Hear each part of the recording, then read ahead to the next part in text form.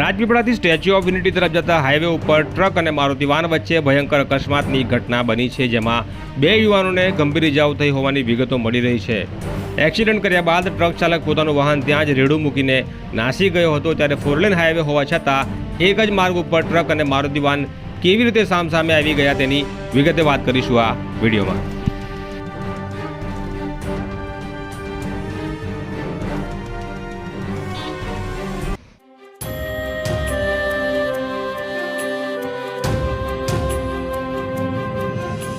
નર્મદા લાઈવમાં તમારું સ્વાગત છે। રાજપીપળાથી કેવડિયા હાઈવે ઉપર ભયંકર અકસ્માતની ઘટના સામે આવી છે, જેમાં એક બેકાબૂ ટ્રક ચાલકે મારુતિ વાનને ટક્કર મારી 100 ફૂટ સુધી ઘસડી જતા વાનમાં સવાર રાજપીપળાના એક વિસ્તારના 2 યુવાનોને ગંભીર ઇજાઓ થઈ હોવાની જાણકારી મળી છે। રાજપીપળાથી સ્ટેચ્યુ ઓફ યુનિટી હાઈવે ઉપર ગઈકાલે બપોરના 2 વાગ્યાના સુમારે બનેલી આ ઘટનામાં મળતી માહિતી મુજબ રાજપીપળાથી કેવડિયા તરફ જતા ઝુંડા ગામ પાસે ટ્રક અને સામેથી આવી રહેલી મારુતિ વાન વચ્ચે ધડાકાભેર અકસ્માત થયો હતો। અકસ્માતને પગલે મારુતિ વાનનો કચ્ચરઘાર નીકળી ગયો હતો અને અંદર બેઠેલા વાનના ચાલક અને સાથે રહેલા એક અન્ય યુવાનને અંદર દબાઈ જતા ગંભીર ઇજાઓ થઈ હતી અને બંને યુવાનોને ઘવાયેલી હાલતમાં સૌપ્રથમ રાજપીપળાની સિવિલ હોસ્પિટલમાં અને ત્યારબાદ તેમની હાલત ગંભીર થઈ જતાં તેમને વડોદરાની એક ખાનગી હોસ્પિટલ તરફ સારવાર માટે લઈ જવામાં આવ્યા હોવાનું જાણવા મળે છે, જ્યાં 2 પૈકી એક યુવાનની હાલત ખૂબ જ ગંભીર છે તેવું જાણવા મળે છે।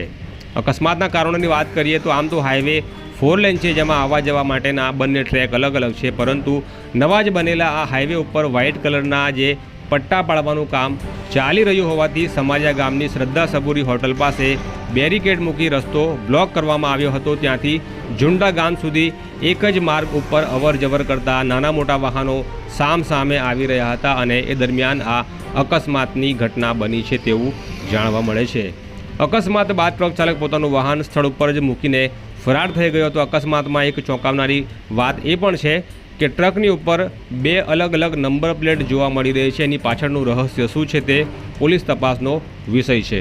ત્યારે આ મામલે ચાલુ હાઈવે રોડને બ્લોક કરી વન વે કરતાં પહેલાં નેશનલ હાઈવે ઓથોરિટીના કયા અધિકારીઓએ મંજૂરી આપી હતી, તેમજ પટ્ટા પાડવાનું કામ કરતી એજન્સીની તકેદારી માટેની શું ફરજો હતી, શું આ કામગીરી દરમિયાન રોડ વિભાગના જવાબદાર અધિકારીઓ ત્યાં હાજર હતા, આ તમામ મુદ્દાઓને નર્મદા જિલ્લા ટ્રાફિક પોલીસ અને આરટીઓ વિભાગે તપાસના કામે લેવા જરૂરી છે, જેથી કરીને અકસ્માતનું સાચું કારણ ખબર પડે। હાલ તો આ અકસ્માતનું પ્રાથમિક તારણ પટ્ટા પાડવાની કામગીરી કરવાના કારણે એક તરફનો રસ્તો બ્લોક કરી દેવામાં આવ્યું છે અને માટે આ અકસ્માત સર્જાયો છે તેવી ચર્ચાઓ ચાલી રહી છે। અકસ્માત સમયે પ્રત્યક્ષદર્શીઓના જણાવ્યા મુજબ ટ્રક મારુતિ વાનને 100 ફૂટ જેટલું ઘસડી ગઈ હતી અને અકસ્માતને પગલે આસપાસના લોકો દોડી આવ્યા હતા અને બંને યુવાનોને ગાડીમાંથી બહાર કાઢી એમ્બ્યુલન્સ મારફતે હોસ્પિટલ તરફ ખસેડવામાં આવ્યા હતા। વધુમાં આવતીકાલથી નર્મદા પરિક્રમા શરૂ થવાની છે, ત્યારે વાહનોનું અને ટ્રાફિકનું ભારણ વધવાનું છે।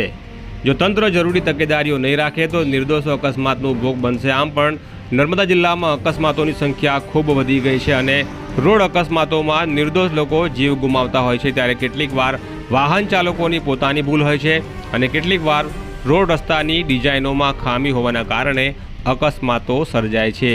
ત્યારે આ પ્રકારની અકસ્માતની ઘટનાઓ પરથી બોધપાઠ લઈને નર્મદા જિલ્લાનું ટ્રાફિક પોલીસ અને જિલ્લાનું આરટીઓ વિભાગ જરૂરી તપાસ કરે, જેથી અકસ્માતના સાચા કારણો જાણીને તેને સુધારી શકાય। જો આમાં કોઈ રોડ વિભાગના કે એજન્સીના માણસોની ભૂલ હોય તો તેમને એની સામે પણ આ પ્રકારની ઘટનાઓને જવાબદાર ગણીને તેમની સામે પણ કાર્યવાહી કરવી જરૂરી છે। આ જ પ્રકારના ન્યૂઝ અને અહેવાલ માટે નર્મદા લાઈવની આ ચેનલ સાથે જોડાયેલા રહેજો।